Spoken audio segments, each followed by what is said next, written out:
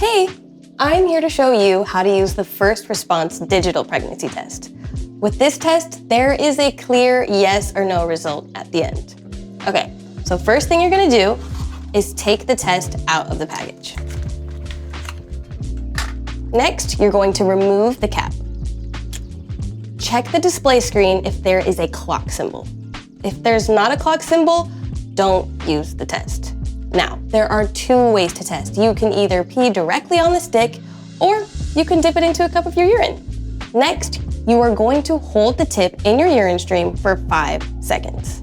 If you're dipping, you can go ahead and find a cup you're cool with, peeing in, like this one. Then dip the entire tip in your urine for 5 seconds. Okay, now go ahead and keep the tip pointing down and put the cap back on. After about 30 seconds, the clock symbol will start blinking, which means the test is working. Now, go ahead and lay the test flat on a non-absorbent surface with the result window facing up. Now's the hard part, which is waiting. 3 minutes to be exact. There's a lot of things to do in 3 minutes.